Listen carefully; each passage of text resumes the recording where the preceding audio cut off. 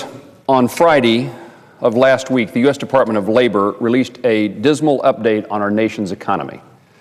Not only did our nation's unemployment rate rise to 9.1%, but the number of Americans looking for work increased to 14 million, and those who have been jobless for at least 6 months climbed to 45.1%. It's clear that the current economic policies are not working in our favor, and in fact, I suggest they are working against us, creating an environment of uncertainty and hampering job growth in America. When the message coming from Washington, D.C. is more taxes, more regulation, and more intrusion in the free market system, it's no wonder that businesses are not hiring additional workers. Americans are looking for leadership to get our economy back on its feet so that they can find a job and provide for their families.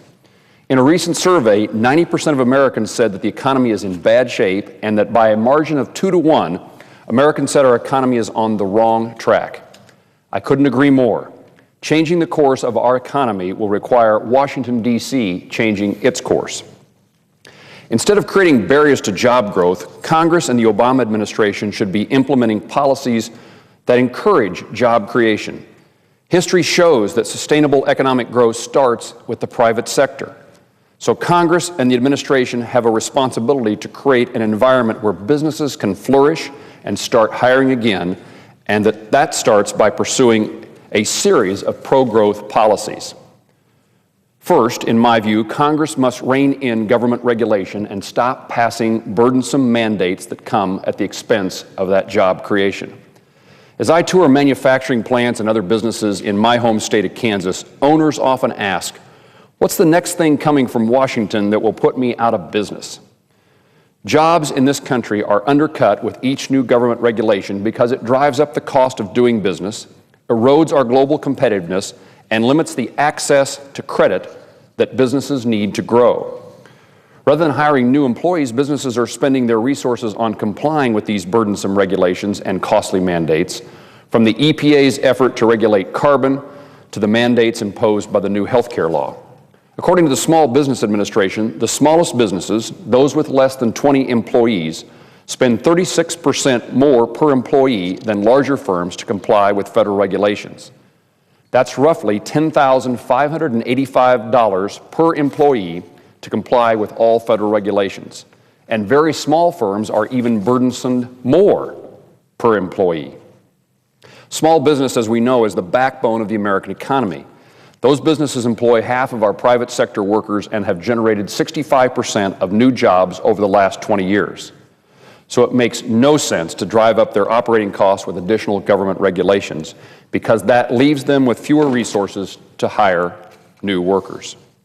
Second, Congress can spur economic growth by replacing our convoluted and burdensome tax code with one that is fair, simple, and certain.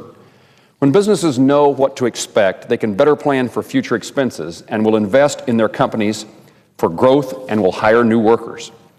Unfortunately, Congress is often too short-sighted when it comes to tax policy. A year or two extension of tax cuts do not give businesses the certainty they need to plan for that future. Employers have to make decisions about the future of their business today, and given the fact that their taxes will rise in the near future, they are reluctant to hire new workers or expand their business. If we're serious about creating jobs in this country, we have to give our country's job creators the ability to plan for the future and a tax code that encourages investment.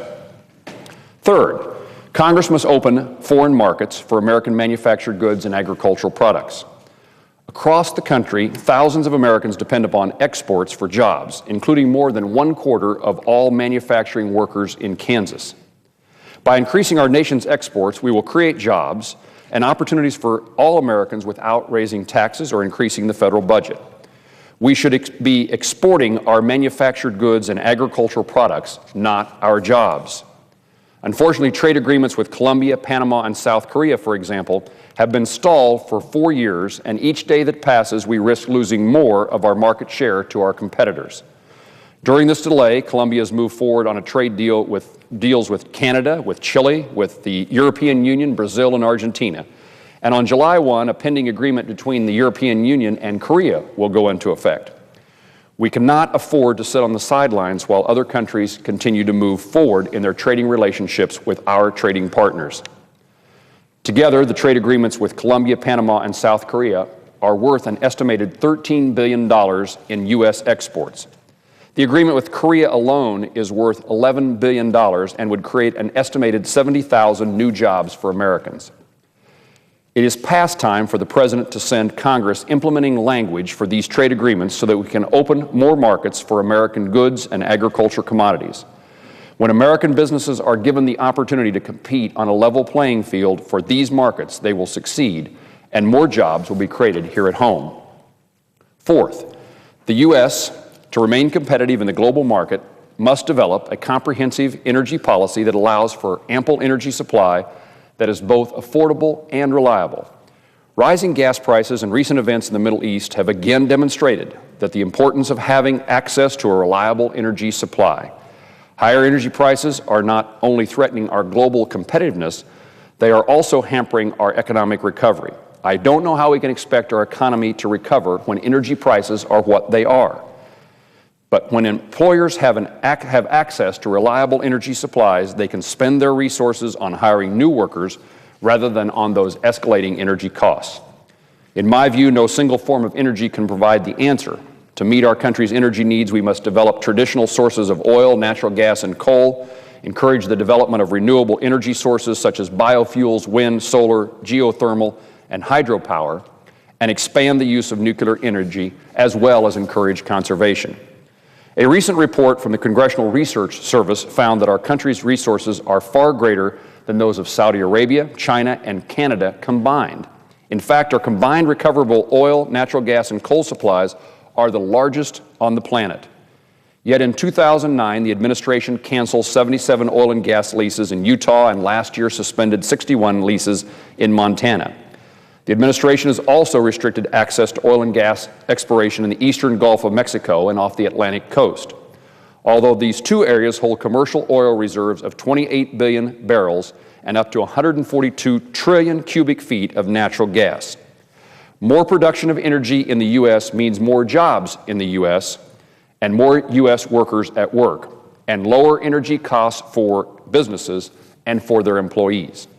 Finally, Congress must reduce government spending and to bring about this economic growth. I think the debate on government spending is often seen as some philosophical discussion or a partisan political bickering opportunity here in Washington, D.C. But the reality is, out-of-control government borrowing and spending has very real consequences for the daily lives of Americans. Our failure to balance the budget will result in increased inflation, higher interest rates, fewer jobs, and a lower standard of living for every American. But this reality has not yet sunk in here in Washington, D.C., despite several recent warnings. At the end of April, Standard & Poor's, one of the world's big three credit rating agencies, downgraded our nation's future financial outlook from stable to negative. S&P said our country has a very large budget deficits and rising government indebtedness, and the path to addressing these is not clear. Furthermore, just last week, another credit rating agency, Moody's, if we needed another reminder, warned that our failure to reduce our growing deficit could prompt them to downgrade their outlook on our AAA rating to negative. Without a credible agreement on substantial deficit reduction, this is Moody's talking, this could happen as soon as next month. This would have a devastating impact upon our already struggling economy. Reducing our nation's debt will require us to work together to craft a serious plan. President Obama's proposal to balance budgets, in part by raising taxes on business, in my view, would only make our economic circumstances worse. Washington does not have a revenue problem, it has a spending problem. It is time for us to work together and pass a responsible budget to reduce our deficits this year, next year, and far into the future.